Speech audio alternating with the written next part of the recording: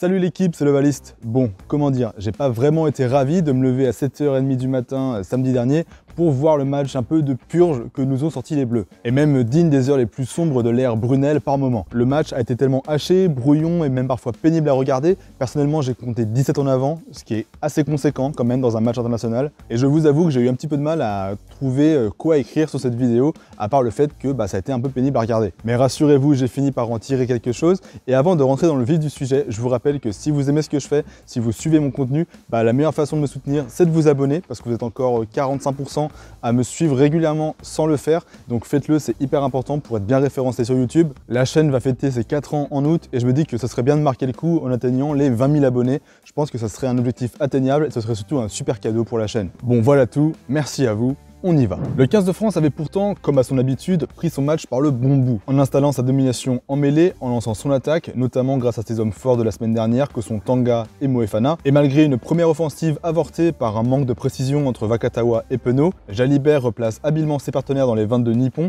avec ce coup de pied qui force Yamanaka à concéder la touche, le tout sous la pression de Penaud. Sur le lancement de jeu qui suit, Moefana va impacter Riley, et Riley qui est en quelque sorte le capitaine japonais de la défense, ce qui fait qu'il n'est pas dispo pour organiser la ligne sur le prochain temps de jeu. Le ballon est vite libéré pour Penaud, venu de son aile, pour apporter le surnombre, et les Français ont alors un 4 contre 3 à négocier. Vakatawa fait là un joli travail en laissant la défense dans le doute, ballon pris à deux mains, course droite qui aspire le défenseur, et puis son langage corporel envoie plein de signaux contradictoires. D'un côté, on a l'impression qu'il va donner à Spring, idéalement calé dans l'intervalle, mais en même temps, on peut penser qu'il va feinter et tenter de passer en force. Et ce qui est fort, c'est qu'il ne fait ni l'un ni l'autre. Concerné par l'appel de Spring, Lee est obligé de resserrer et de dégarnir la zone des 15 mètres. C'est pile poil ce qu'attendait Vakatawa pour allonger sa passe jusqu'à Lebel, qui fait parler sa vitesse pour aplatir. Mais cet avantage n'est que de courte durée, puisque 3 minutes plus tard, sur un dégagement un poil trop dans l'axe de Mathieu Jalibert, les Brave Blossoms vont répliquer, Van den Iver et Yamanaka relancent sur l'aile gauche pour bénéficier du soutien de 3 autres partenaires. De leur côté, les 3 quarts bleus sont bien montés, mais peut-être un poil trop serrés, ce qui laisse le loisir aux Japonais d'exploiter le couloir des 15 mètres. On remarque aussi que Vakatawa va mordre un peu vite à l'hameçon,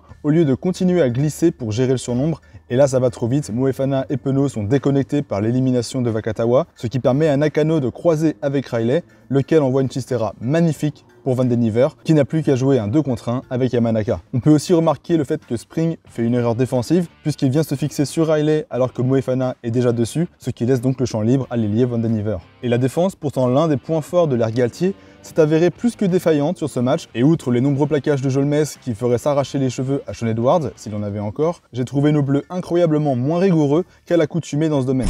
Les gars, je vois même pas ça. Franchement, je dois toucher. Vous êtes en train de baisser le contrôle. J'en parlais déjà pour le premier test, mais les Français se retrouvent assez souvent en sous-nombre. Je sais pas si c'est dû à la discrétion de Cretin et d'Olivon qui, en tant que flanqueurs, doivent normalement couvrir beaucoup de terrain pour assurer l'imperméabilité de la défense. Mais en tout cas, on a vu que sur 2 passes simples, on était rapidement en difficulté et c'est notamment ce qui se passe sur le deuxième essai japonais. La défense est assez peu agressive, ce qui laisse le temps à Lee d'allonger pour Nakano. On voit que la défense, là, elle est en contrôle pour pousser les Japonais vers la touche, sauf que Moefana, comme Vakatawa tout à l'heure, croque et se désolidarise de ses partenaires, pile ce qu'il fallait pour transmettre à Sakate et se retrouver en 2 contre 1. Et puis après, c'est quasiment le même essai que le premier. Penaud est battu, Spring se fait prendre par la feinte de Leach et les Japonais déroulent avec des passes après contact pour le doublé de Yamanaka. Et ce manque de communication a bien failli nous coûter un 3e essai. Sur cette action, les Japonais combinent bien avec des passes dans le dos et des courses en l'air qui servent à lancer le puissant deuxième ligne Waka droit dans la zone de Jalibert. On voit que les Bleus se sont vite redistribués dans le sens du jeu alors que la majorité des Nippons, eux, sont prêts à jouer dans l'inversion, face d'une part à des joueurs qui sont en sous-nombre et d'autre part qui sont essentiellement des avants, à part Lucu. Très vite, on a alors un 5 contre 2 qui est très dangereux pour les Français,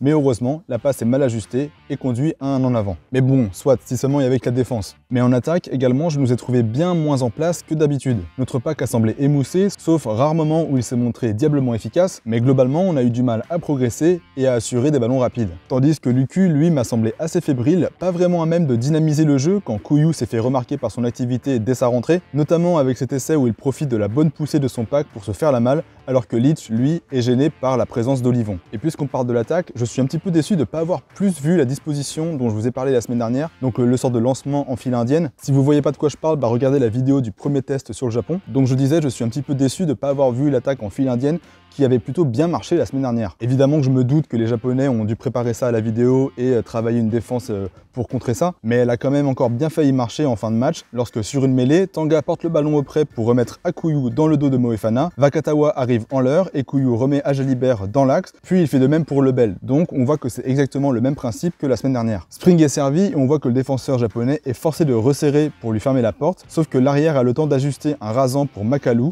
dans la zone non couverte par la défense. Malheureusement ça va rien donner, mais j'ai vraiment beaucoup aimé ce lancement de jeu, je trouve qu'il était très bien réalisé malgré le manque de soutien en bout de ligne. En tout cas on peut remercier la touche japonaise et Shota Aurier, le remplaçant au talon, qui ont perdu des munitions précieuses en fin de match et qui nous ont facilité en gros la sortie pour la victoire. J'ai pas trop d'explications quant à la méforme des Bleus, si on peut utiliser ce terme, je pense que c'est peut-être un petit peu fort, mais bon, ils n'ont pas été à leur top sur ce match. Ça peut être une lassitude après une saison à rallonge, ça peut être aussi le fait d'être privé de certains leaders clés, mais sur les réseaux j'ai aussi vu des expatriés français qui vivent au Japon et qui disent qu'en ce moment vraiment la chaleur et l'humidité sont incapacitants pour le corps, c'est-à-dire que le moindre effort te coûte mais x100 par rapport aux conditions auxquelles les Bleus sont habitués d'habitude, et que c'est vraiment peut-être ça qui marque absolument les corps français qui ne sont pas encore totalement acclimatés à la météo japonaise. Mais en tout cas on peut voir que l'apport du banc a pas mal aidé, notamment en défense où Diallo et Bourgarit se sont bien employés. Quoi qu'il en soit, même avec un match très moyen, le 15 de France sort victorieux, c'est la 10e victoire consécutive qui le mène à la première place du podium mondial, même si bon c'est en partie dû aux victoires des Gallois et de l'Irlande sur l'Afrique du Sud et la Nouvelle-Zélande, mais bon c'est quand même une première et ça fait toujours plaisir. Et vous savez ce qui me fait plaisir aussi,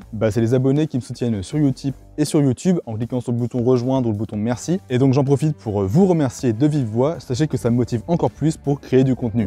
Bon sinon pour moi les joueurs du match c'est encore Tanga, le seul avant à avoir réellement émergé du lot pour les Bleus. Derrière, malgré quelques déchets, j'ai bien aimé les interventions de Vakatawa qui restent assez solides, mais je pense que c'est Lebel qui a été le plus en vue sur ce match et le seul 3/4 français à vraiment pouvoir faire la différence au cours de cette partie. Spring quant à lui a alterné le bon et le moins bon pour sa première sélection, mais il reste une alternative tout à fait crédible pour moi à Jaminet et j'aimerais bien en voir plus. Côté japonais, Yamanaka a su bien se mettre à la disposition de ses partenaires pour conclure les occasions, mais sinon globalement c'est vraiment collectivement que cette équipe brille et elle reste vraiment très agréable à regarder en dépit des nombreuses fautes de main qui ont entaché son jeu. Par contre côté français, je pense vraiment qu'on a des joueurs qui ont perdu des points dans l'esprit du staff samedi dernier, et à commencer par Jolmes, 2 en avant grossier, de nombreux plaquages manqués alors que la semaine dernière il s'était justement fait remarquer par son activité en défense. Il n'a pas pesé alors qu'il savait qu'il était soumis aux critiques et je pense malheureusement pour lui qu'il n'a pas su vraiment répondre convenablement.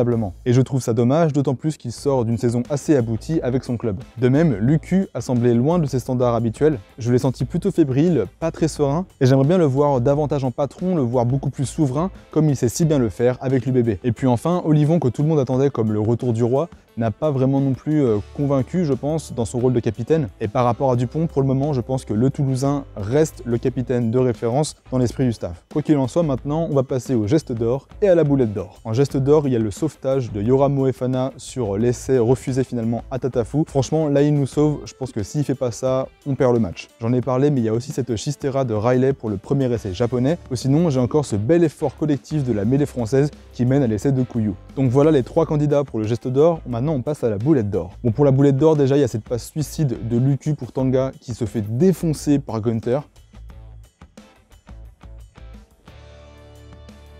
Voilà pourquoi nous, les avants, on se méfie autant de cette petite chose sournoise que sont les demi-mêlées. Mais sinon, de manière beaucoup plus sérieuse, j'aimerais mettre une grosse boulette au coiffeur de Tatafu. Franchement, même si évidemment, je lui dirais pas en face, vous trouvez pas qu'on dirait un énorme bébé de 120 kg avec ces petites tresses là? Il est un peu mignon, mais il fait un peu peur aussi.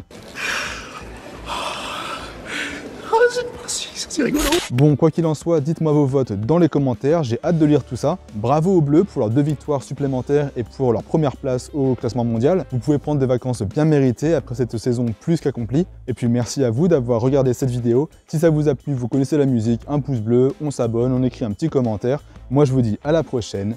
Bye Lovali.